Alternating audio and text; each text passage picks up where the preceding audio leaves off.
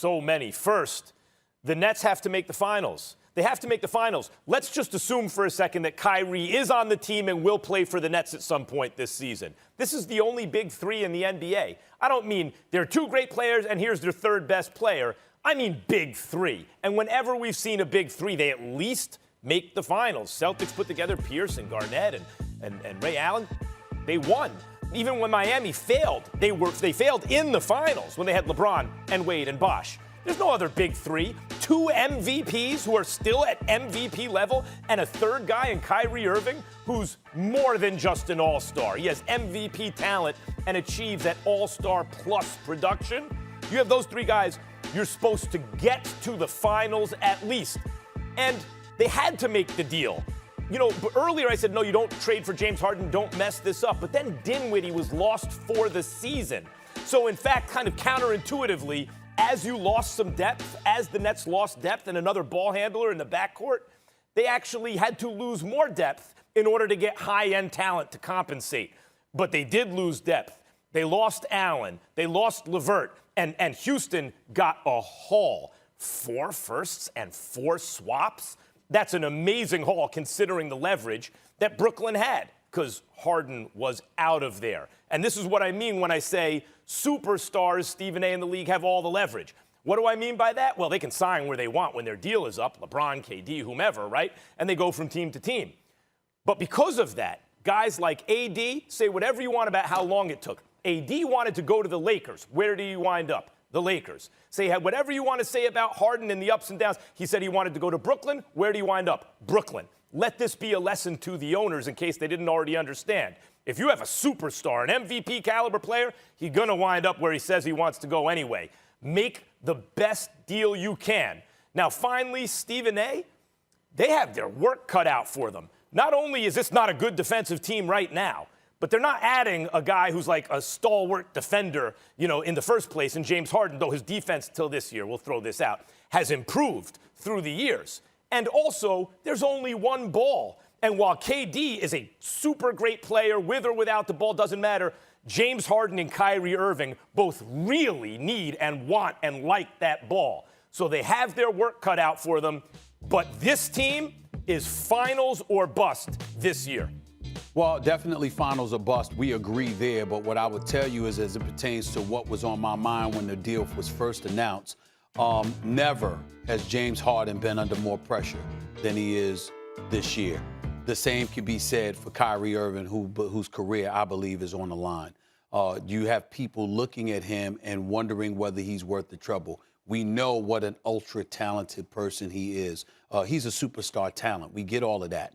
But guess what? Right now, he can't play better than me. You know why, Max? Because both of us are not on the court. He's somewhere else other than the Barclays Center, on the road with his team.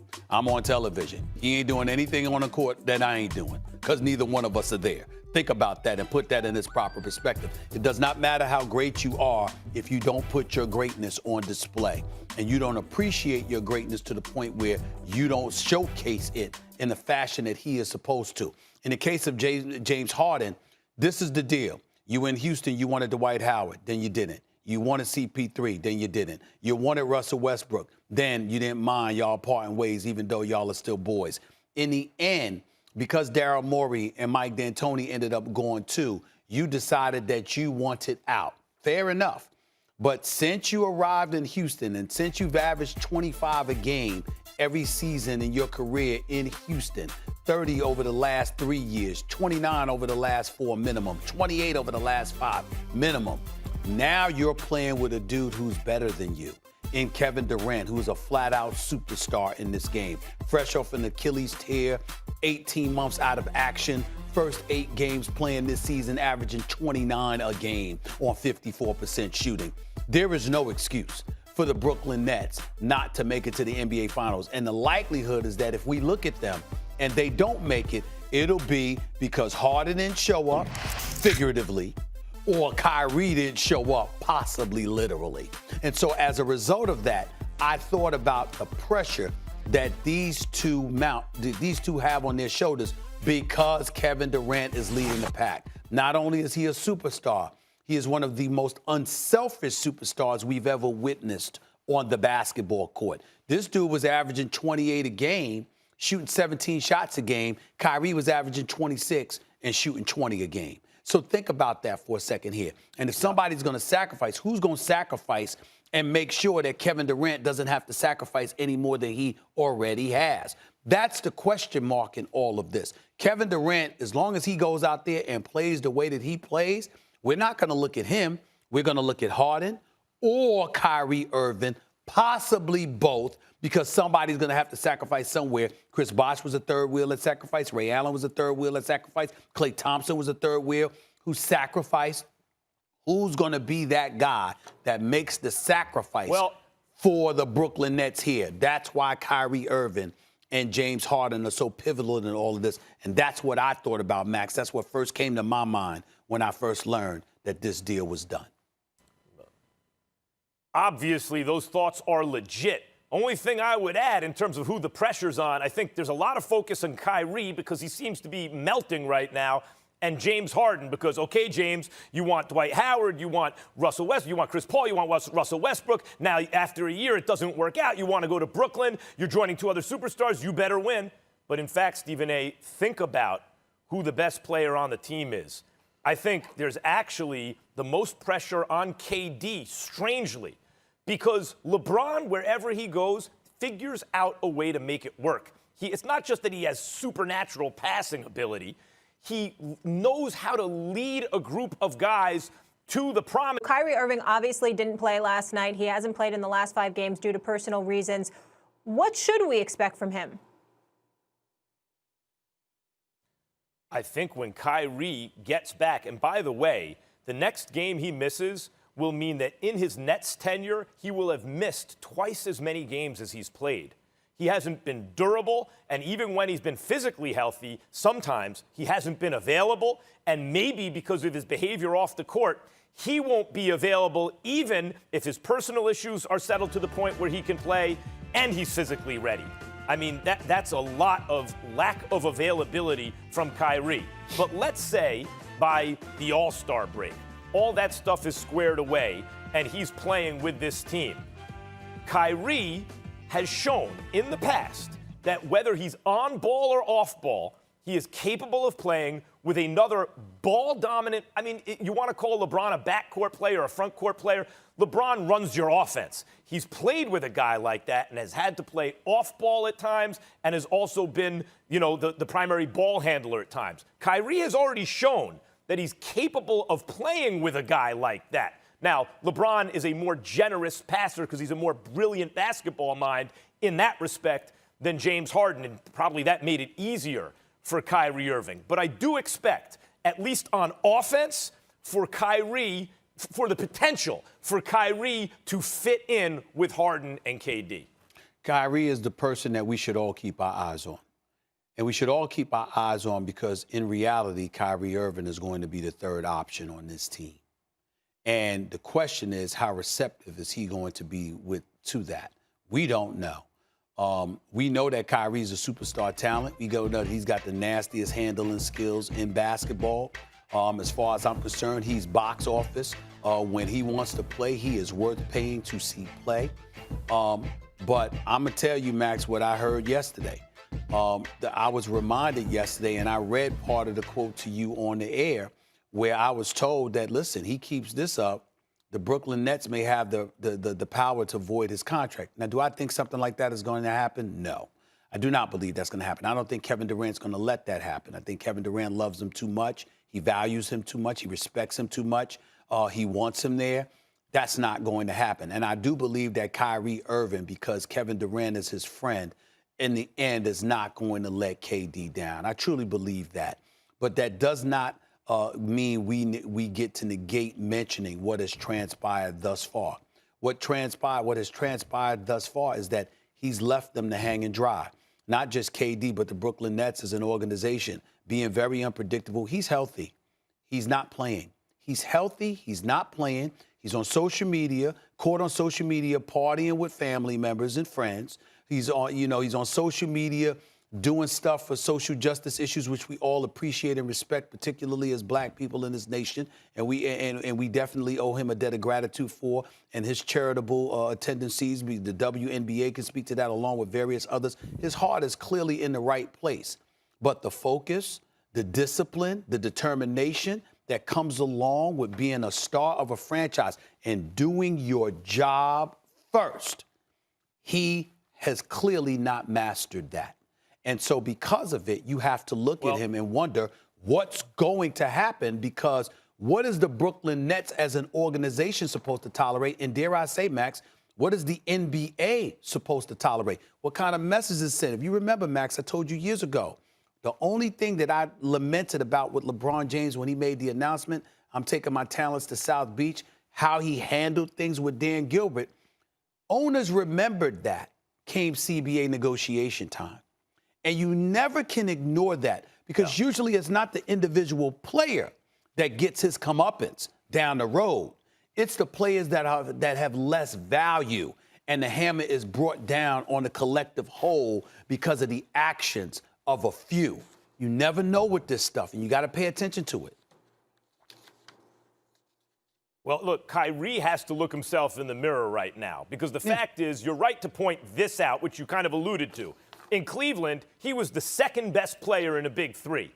Now, he is the third best player in a big three. That's a little different. But the reason I say he has to look at himself in the mirror is, who do you think is a better shooter, Harden or Kyrie? The answer, by the numbers, is Kyrie. He shoots the three better. Of course, Harden takes a lot more of them. He shoots free throws a little better. Although, again, Harden takes more of them. And in terms of finishing in the paint under the rim, I think Kyrie is the best I've ever seen. Certainly, he's on a very, very short list. So from Kyrie Irving's point of view, he's like, actually, when you break down the skills, how is this dude better than me? But he is, and that's universally acknowledged, and Kyrie has to ask himself why. Now, as far as James Harden's concerned, Stephen A., he's the dude who's going to have to be sacrificing, in fact, because really Harden's greatness is this. A lot of guys shoot the three as well or better than him, at least by the numbers, free throws too, all that stuff. Harden's greatness really comes out. His usage is so high. He plays so many minutes. He's involved so much in the offense, and yet he's able to maintain those rates. Usually, if you shoot from three or free throws a certain level, especially from three, the more you shoot it, maybe that's going to go down a little because you're taking tough shots, you're shooting a lot of them. Harden's doesn't at all. Max. A lot of his value is that kind of stuff, how he can fill it up. He's the one, Stephen A., who's going to be giving up touches that he normally wouldn't be giving up, Max, more than Kyrie. I spoke to two coaches yesterday, and I'll end the segment by saying this, Molly. I spoke to two coaches yesterday. They laughed at them being in Brooklyn. They said, all the talent in the world, let's see what Kyrie does. Will he even be there, Stephen A.? And they left it at that. That's Stephen A., let me ask you one thing real quick. You recall, I'm sure, and this is right before my time, when Earl the Pearl Monroe got traded to the Knicks from Washington and joined Clyde Frazier, and Clyde Frazier, a very different personality than Kyrie Irving, of course. The whole question in New York basketball is, how are these two dudes, right, Black Jesus and Clyde Frazier, going to share the ball? There's only one ball. They won a championship together. It's not impossible. It's not impossible, but you got to. We're just not good enough. We're not even close, honestly. For us to be on the receiving end of the disrespectful comments and antics is completely unfair to us. When we have certain guys in the mix that don't want to buy in all as one, it's going to be hard to do anything good as a basketball team. I love this city. I literally done everything that I can. The situation is something that I don't think can be fixed. Breaking news tonight. James Harden has been traded. He gets his wish in every way. The trade to the Brooklyn Nets in a blockbuster deal that's going to have ripple effects throughout the NBA. All right, Joel, here's the breakdown of the trade. Harden lands with the Nets, obviously. The Rockets get a package including Victor Oladipo, 4 first-round picks, 4 first-round swaps. Indiana gets Karis LeVert, while Cleveland gets Jared Allen and Taurean Prince. On that note, we bring in Richard Jefferson. RJ, it's been a good minute. Good to see you. Happy New Year. Hope all is well. I will get to you, in just a minute, sir, but I'm going to start with Max. Max, are the Rockets winners or losers after this Harden trade? they're winners in this trade. And it's because, look, the history of the NBA is whoever gets the best player in the deal wins the deal, right? So we start with there. We start with that. You want the best player in the deal. But the history also is, especially the modern history, if a superstar wants to get traded, he's not only going to get traded, a superstar, an MVP caliber player, he's going to go exactly where he wants. AD eventually, it took a while, got to LA, didn't he? Right? Because they let the other teams know he ain't going to re-sign with you. He's going to re-sign with LA. They traded him to LA, and they got what they could. Same thing with Harden. He said Brooklyn, no. Where did he wind up? In Brooklyn. And that's because once they become free agents, even if it takes another year or two, they're just going to sign there anyway. LeBron, KD, they go where they want to go. So that's what the Rockets were working with. And what did they get in exchange? They got not just LeVert, who turned into Oladipo. Let's not forget, I know he's coming off a catastrophic injury. Oladipo's only 28 years old. And Oladipo, not all that long ago, was the best player on a dangerous playoff team. Like, he's very good when healthy, if he can get back to what he was. And, more importantly even, 4 first-round picks unprotected.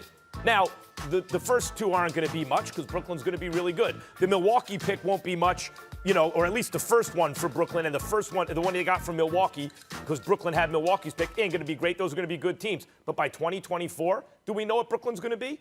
By 2026 and 7, do we know what Brooklyn's going to be? Because not only did they get 4 picks, they have 4 unprotected first-round swaps. So if Brooklyn winds up with a better pick than Houston gets to trade. And given the age of the roster and what they gave up, Brooklyn's going to be really good for a little while and then probably not so good. Houston, considering the way their hands were tied, made off like bandits here. They got a haul. Max, you think about the haul and you're thinking about picks, and I respect that. I get where you're coming from, and I'm not trying to sit up there and say that I disagree because I don't want to classify them as losers. But for the purposes of this conversation, the question that was presented to us, I'd lean towards that than winning because of this. All of those things you mentioned involve unknown entities outside of Victor Oladipo. And I know Victor Oladipo can ball. We still haven't seen him return to the Victor Oladipo we know and love because obviously he ravaged that knee and he's getting back, and props to him because he's still averaging over 20 a game. He didn't want to be in Indiana anymore. They couldn't work out, a contractual situation. Neither side could come to an accord, and we get all of that. So you're going to get him, and pairing him with John Wall, who I've been very pleased by. I like what I've seen from John Wall, and I think he's only going to get better and better, to be quite honest with you. But the bottom line is this. You don't really have a known entity. All of those picks, what are they going to manufacture into? I'm a Knicks fan, as you well know, and I wish Obi Toppin nothing but the best. And, I think that he's got potential. But everybody knows I was on the record wanting Tyrese Halliburton. And look at what he's doing in Sacramento right now. You just don't know who's going to draft who and how it's going to work out. You have to wait and see. The Houston Rockets had an opportunity to get Ben Simmons. Ben Simmons would have come along with another player. Ben Simmons and another player, maybe like that kid Maxey out of Kentucky or somebody else, along with a draft pick or 2, I think could have been better. And I think James Harden forced their hand, even though they were talking about it. He expedited the process and prevented them from dragging their feet any longer by doing and saying the things that he did and said, which I don't necessarily applaud, but I totally understand what he was doing in terms of trying to get the hell out of Houston.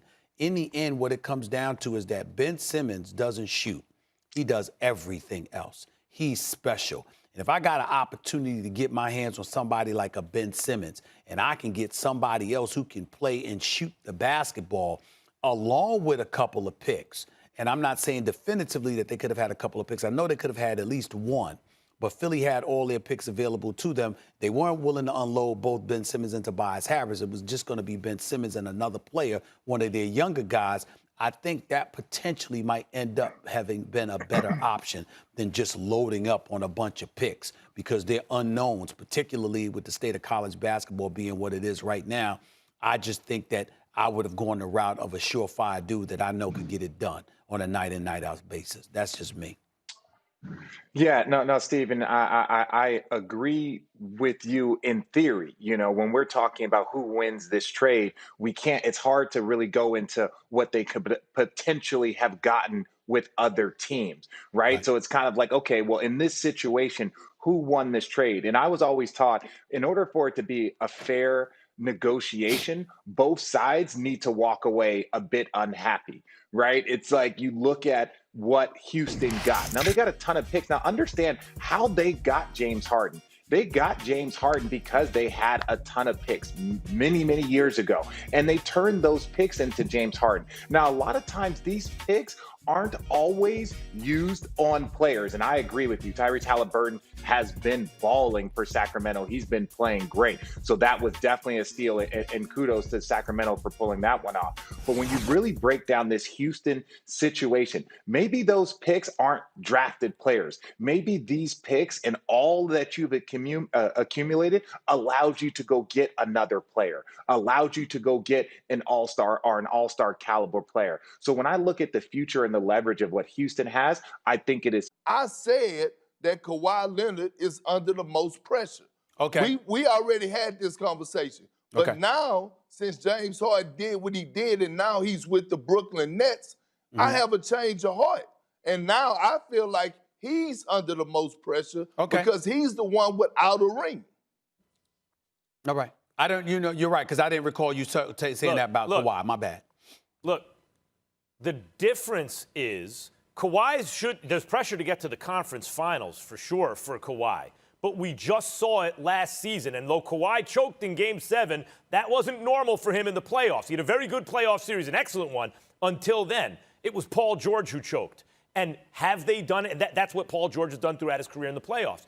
Have they added anyone that would change that? We were all talking about, what if they got Chris Paul? What if they got Rondo, right? They didn't get any of that stuff. No, they replaced Montrezl Harrell with Serge Ibaka. That's nice, but that's not the kind of addition that team needed to be considered the favorite. What? Let's be honest about this. Max. And you guys are saying Kawhi because he's the best player on the team. Hold on, time out. KD is the best player on a team that already had Kyrie and is adding James Harden. He has to get to the finals, guys. He got to get to the finals. Max, you know what? You something else, because about a month ago, or maybe even less than that, you was just sitting up here arguing me down, telling me how Serge Ibaka was a huge upgrade from Montrezl Harrell. Now you sitting up here saying, oh, it's a nice It's a marginal upgrade. I didn't say huge. It's a marginal upgrade. And by the way, LeBron James got AD, right? AD, how did he play throughout the playoffs? Like an MVP. LeBron is with another MVP. Kawhi not with another MVP, let's be honest. But guess what? KD not only has Kyrie, who's been a killer in the playoffs, he's got another MVP, at least in the regular season. No one else has a big three like Brooklyn. You're going to tell me that the best player on that team, a guy who joined already a championship team, a 73-win team, to kind of reverse engineer his rings, that dude's not under pressure? You're talking. You know what, Max? And here's my issue. First of all, you dissecting basketball with people who know more basketball than you. That's number one. But number two, and more importantly, this is the biggest thing that I'm going to bring up, Max. You're ignoring the storyline. In all seriousness, Max, you're ignoring the storyline. And I get what you're saying about KD. I understand. I get what Kendrick Perkins is saying even more about James Harden. Kawhi Leonard, 29 years old, man. He's 29. You calling out a cat that was 35 years of age at the time. What does LeBron do? He answers the call and delivers a chip to L.A. And he's now there, the prohibitive favorite. You still in town. You got Doc Rivers is out of there. He's no longer the coach. Montrezl Harrell is gone. Okay, Lou Williams is on the bench last night. I don't know why. I got to ask Ty Lue about that. But I'm just saying, we got to look to me, to not focus on Kawhi is to completely let him off the hook about competing with LeBron. We want that confrontation, do we not? Do we not want that confrontation? Don't y'all want to see that? Hold on. I want to see that. I want to see that. No doubt. But we're talking about the most pressure. And how can you, on the day after James Harden is traded to Kevin Durant's team, who already has Kyrie, how can you sit here and talk about, I'm missing the storyline, it's Kawhi? Yeah, that is a storyline. Kawhi is not playing with another MVP caliber player. They did not drastically address what the team needed to address. But I didn't say James Harden wasn't under pressure. Percy, you talked about a vocal leader, a floor general, but that's not what the Clippers did. They had marginal improvement at power forward. That's their big move. James Harden's coming to Brooklyn. Of course that puts more He's pressure coming to on Brooklyn. KD. He's coming to Brooklyn, but the focus is also on what Kyrie Irving is going to do and how is Kevin Durant going to help manage all of that. In LA, it's about that dude ultimately going against LeBron. I mean, enough's enough. I love Kawhi Leonard as a player. I mean, my God, he's one of the elite players. I want to see him against King James. You said you were coming to take the crown. Great.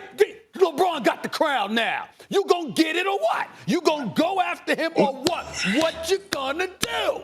That's what I want to see from Kawhi. That's all I'm saying. That's all I'm saying. No, and Stephen A., you have a valid point. But here's my thing: if KD, Kawhi, LeBron James, Anthony Davis, Kyrie Irving, if those 5 guys decide to shut it down and retire tomorrow, they gonna be sleeping well at night with no regrets because they have championships. That's fair. That's fair. James Harden, if he retired tomorrow, he still gonna have that over But his I got to head retort. that he never won a title. I got to retort to that. I got you, and I'll respond by saying this. Is it possible, stay with me on this, is it possible that James Harden and KD are flowing and then potentially Kyrie Irving becomes a disruptive force at the most inopportune time and it could compromise their success? Of course, that's possible. Yeah. But hold on. Wait, what I'm saying is there's no such thing in LA. It's about Kawhi. Yeah. It's about Kawhi. It is. Yeah, it is, because did we just witness Paul George shut down on the Clippers last season? And I don't want to dive too deep into it. What do you mean shut down? Because he said he was dealing with mental health, and that's a sensitive subject. No. But that was the first round. But he addressed it and then came out and was balling for the most part for the first few games against Denver before the collapse. He said that in the first round. Yeah, but Stephen A., they wouldn't have got through the first round if it wasn't for Kawhi.